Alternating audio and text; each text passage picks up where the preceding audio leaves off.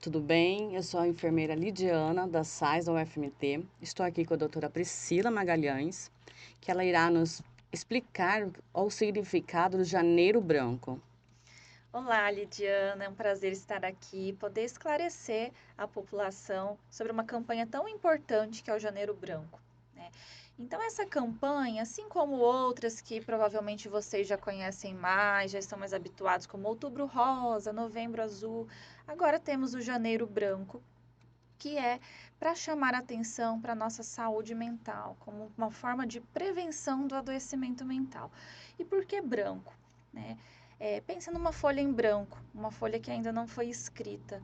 Então agora é a oportunidade de você tentar reescrever a sua vida, reescrever as suas metas em janeiro, né? Justamente para você iniciar o ano já com essas novas expectativas, com novos objetivos, com novas oportunidades. Sim, perfeito. É o momento que a gente se organiza para cumprir as metas do ano, né? E Sim. sobre essas metas, o que você tem para dizer? Então, assim, geralmente, muitas pessoas ali no momento de mudança de ano, né, final de ano, início de janeiro, tendem a criar metas, né? Mas isso é bom, isso é ruim, né? Até que ponto é bom nós criarmos metas? Eu, particularmente, acho muito importante a gente estipular quais são os nossos objetivos, o que a gente quer para o futuro, como a gente quer se ver daqui a alguns anos, né? E tendo essa mentalidade, a gente tendo essa percepção de onde nós queremos chegar, a gente precisa criar metas para chegarmos lá, Sim, né? pequenos passos até, né? Exatamente, mas para a gente conseguir alcançar essas metas, a gente precisa saber fracioná-las de formas alcançáveis. Então, criar metas possíveis, saber se gratificar quando a gente alcança esse objetivo, saber reconhecer o nosso esforço.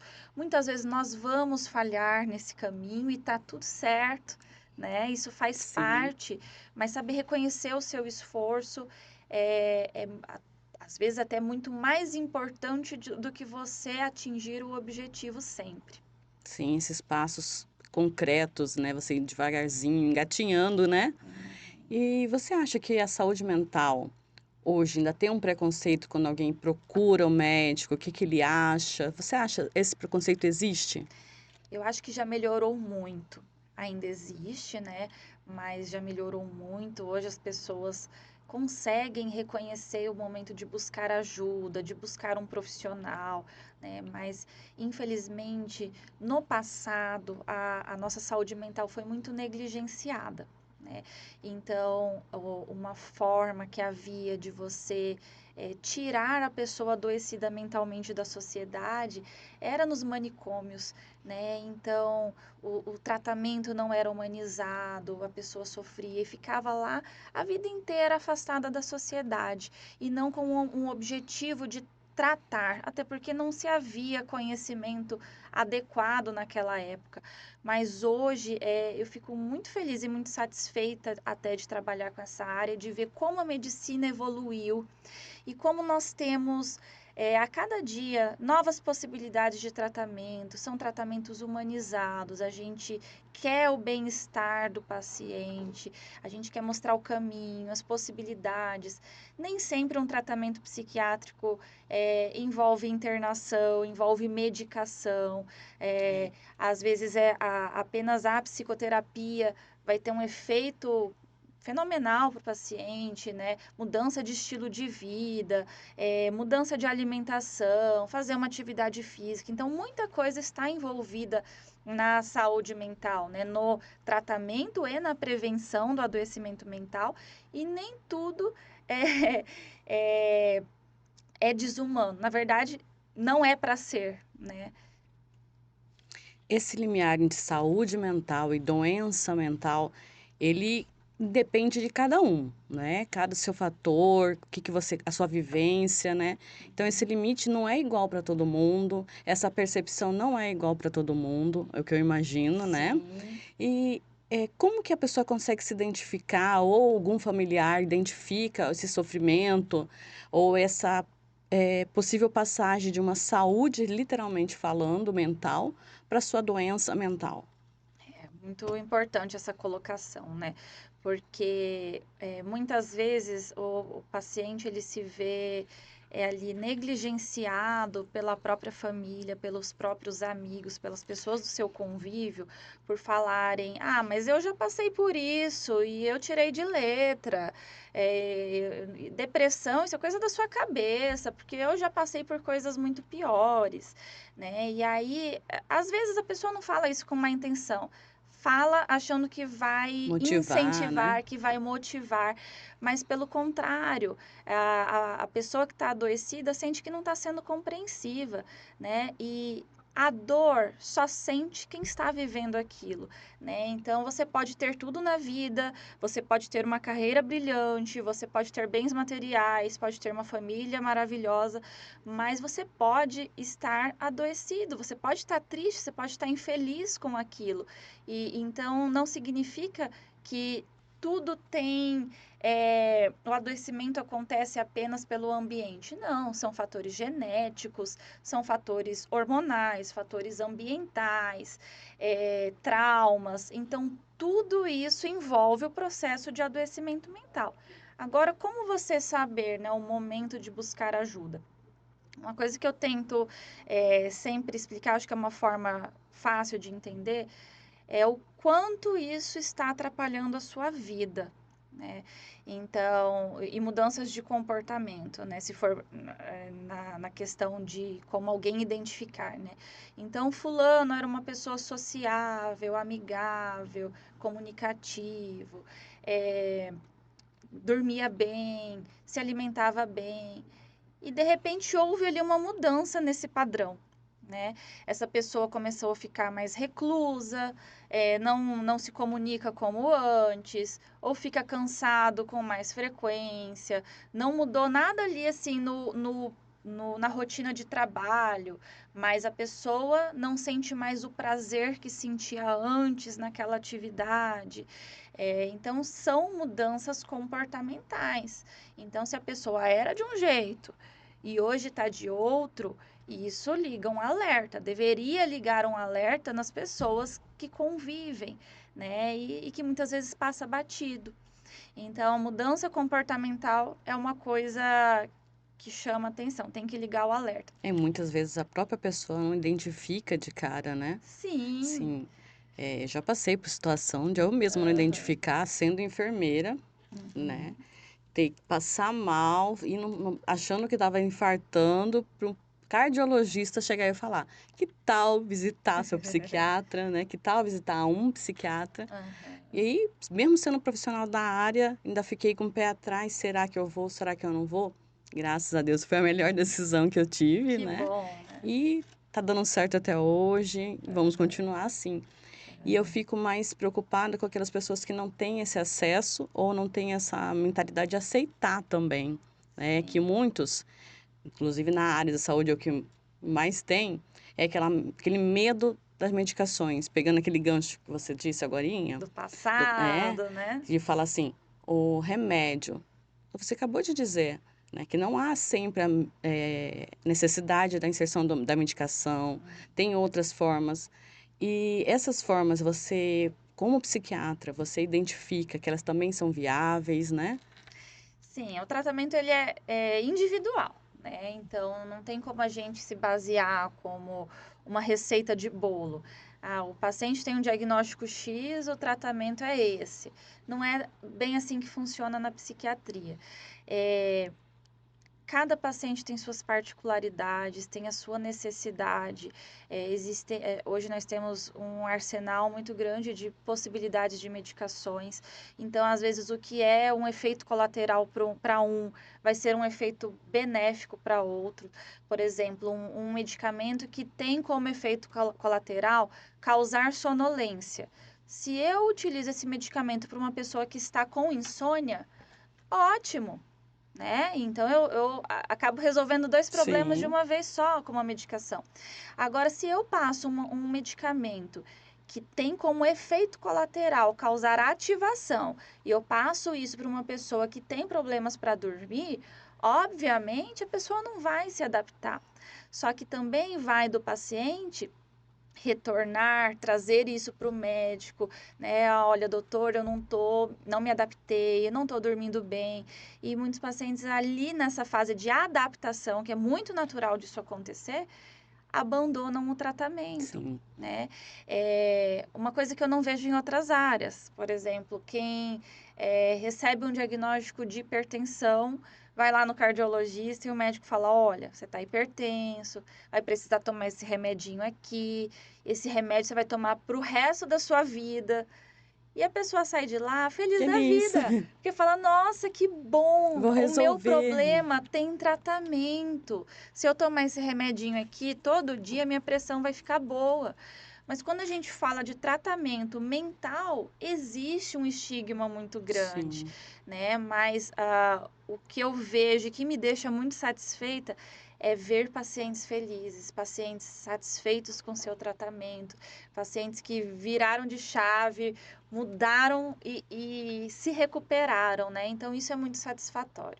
Nem sempre vai ser de cara. A primeira consulta vai conseguir identificar a medicação correta.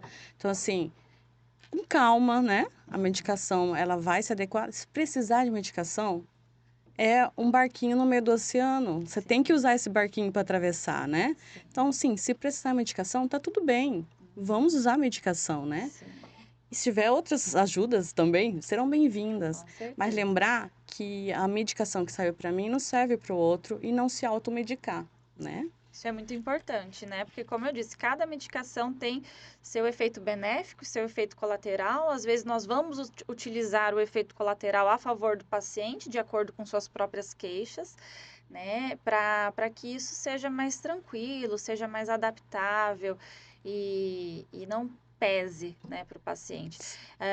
Uma coisa que eu observo que ficou, né, aquele estigma lá do passado, é que as pessoas têm muito medo de tomar um medicamento psiquiátrico e acham que vão ficar dopados, vão ficar sedados. E, pelo contrário, existem medicamentos que deixam sedados? Existem, mas a gente vai utilizar para quem precisa dessa Sim, sedação. Em outros casos, existem medicamentos que fazem o oposto, né? Deixam a pessoa mais em estado de alerta, mais ativas, mais concentradas, né? Então, cada caso é um caso. E é importante ressaltar que o tratamento psiquiátrico não se baseia apenas em remédio, mas em sim. mudança de estilo de vida, em psicoterapia, hábitos saudáveis, né? E tudo isso vai ser explorado durante o tratamento. Deveria ser, né? Aquele que não procura o tratamento, ele fica só pensando na medicação, que é o É, menor dos problemas, que é o como diz, menor dos né? problemas. Na verdade, é a solução. Né? Pode ser a solução. Enfim, o estigma, ele atrapalha Sim. muito. E é importante a procura do profissional adequado para você se tratar, se cuidar. O autocuidado é muito importante, né? Que pra você cuidar de outra pessoa, você precisa se cuidar, né? Sim. E assim, voltando por uma área que é nossa específica da Science, que é a saúde do trabalhador. Como você vê a saúde mental hoje do servidor público? Pergunta muito profunda. Porque assim, vamos pensar no que mais adoece, né, o servidor público. Não só o servidor público, mas o trabalhador em geral. Excesso de cobrança, às vezes não só do seu gestor, mas de autocobrança, não saber fracionar suas metas, não ser reconhecido nas suas atividades, não ter uma boa relação com colegas de trabalho. Então, tudo isso leva a um adoecimento. Então, saber fazer pausas em momentos adequados, saber qual é o seu limite, saber dizer não. Tudo isso é importante e é orientado durante uma consulta. Sim, e esse tratamento que você procura ajuda você e pode ter certeza que os familiares ou quem tiver ao redor também vai se beneficiar, né? Com certeza. Um círculo quase que vicioso de melhoras, né? Voltando um pouquinho naquilo que a gente estava comentando sobre como as pessoas ao redor podem perceber que é o momento de alguém buscar ajuda, é, nós temos uma percepção um pouco equivocada de nós mesmos, geralmente. A gente não se enxerga como nós realmente somos. Então, pode ser um pouco difícil da pessoa ter aquela autopercepção de que houve uma mudança de comportamento, de que está adoecendo mentalmente.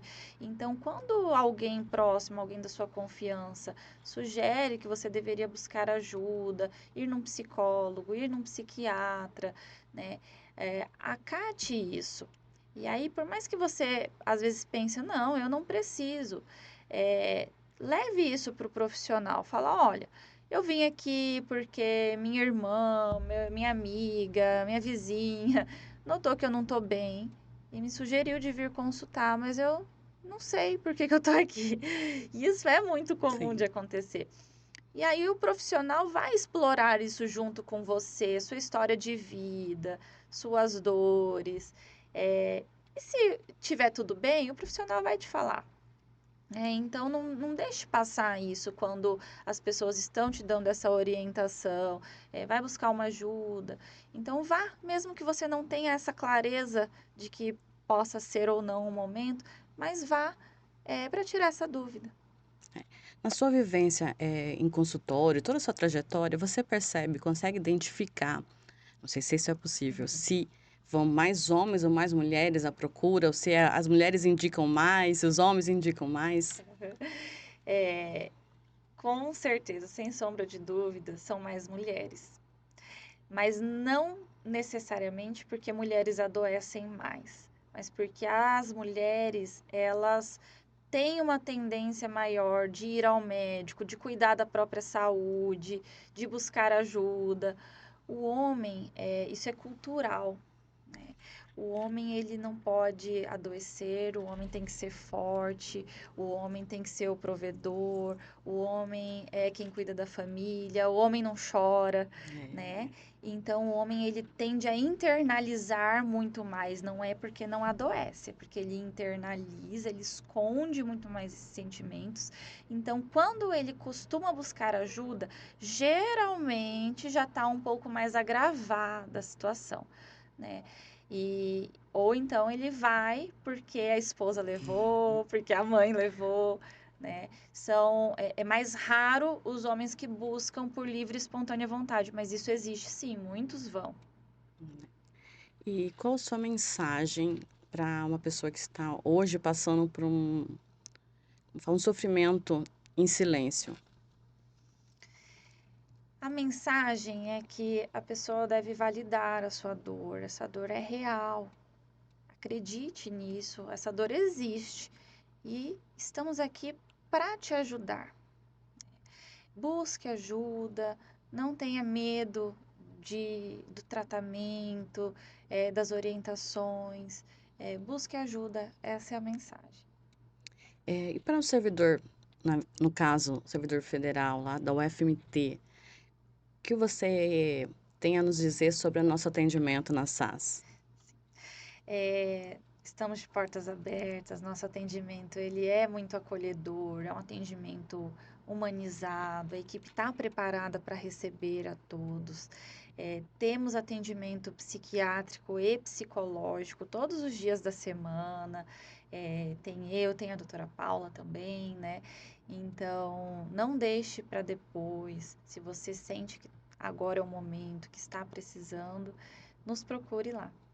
Sim, lembrando que não é só no janeiro que a gente deve se preocupar com a saúde mental, né? Durante todo o ano, a SAIS disponibiliza os profissionais para te atender. Nos procure, agende seu horário, procure de livre demanda, não espera o problema se agravar mais. Ah, eu não sei se eu estou ou não doente. Procure, a gente vai identificar, a nossa equipe vai estar lá, a doutora estará lá, temos outras médicas também para te atender. Então, assim, não sofra sozinho, não se cale, né? E é o que a gente gostaria de estar podendo atender toda a população, mas nós não temos pernas para isso. Então, pelo menos a UFMT, os nossos servidores, nós estamos buscando até falar mais sobre isso para que você entenda nosso atendimento e nos procure. Isso mesmo. Nós identificamos fatores todo relacionado à saúde mental e os profissionais. Agora eu quero falar para você, aliás, não é nem falar, é perguntar. Qual a diferença entre o psiquiatra e o psicólogo? Que muita gente, assim, fica naquela diferença ou tem dificuldade em saber o que cada um é capaz de fazer no tratamento. Sim, é uma dúvida muito comum, né? Às vezes a gente não percebe, mas grande parte da população não sabe quem procurar, né? Eu vou primeiro no psicólogo, primeiro no psiquiatra, qual que é a diferença? Psiquiatra é para doido, psicólogo É, não. Eu já ouvi muito isso, né? Então, assim, são áreas diferentes. O psiquiatra, ele é médico, o psicólogo é o profissional que estudou psicologia, né? Então, o psiquiatra, ele tá ali para diagnosticar, para instituir um tratamento e saber diferenciar se aquilo é um adoecimento mental propriamente dito ou se existem causas orgânicas causando esses sintomas. Falei de forma difícil, mas eu vou explicar o que que é, né? O que são causas orgânicas? Então, muitas doenças físicas podem cursar com sintomas psicológicos. Então, por isso, para ser psiquiatra, precisa ser médico. Para você dar um diagnóstico, você precisa ser médico, né? Porque às vezes nem tudo é o que parece. A pessoa ela pode ter ali uma confusão mental, delírios, alucinações, mas isso pode ser por uma demência senil, isso pode ser por uma doença degenerativa lá no cérebro, pode ser uma sequela de um derrame, né, que é um acidente vascular encefálico, pode ser um tumor cerebral que esteja causando aquilo. Fora outros sintomas mais comuns em consultório, né, como um transtorno de ansiedade, uma crise de pânico, que a pessoa sente taquicardia. Será que isso é um adoecimento mental? Essa taquicardia é uma ansiedade? Ou ela tem uma arritmia cardíaca? Aí eu puxo o gancho do exemplo que pessoal seu, né, de ter ido no cardiologista, sim, achando que tinha algo no coração, e o próprio cardiologista falou: olha, você não tem nada no sim, isso coração, mesmo. mas eu recomendo que você procure um psiquiatra, né? Porque provavelmente era um adoecimento emocional, né? Então, o médico tem esse papel de investigar, de explorar, de descartar causas orgânicas e de instituir o tratamento psiquiátrico.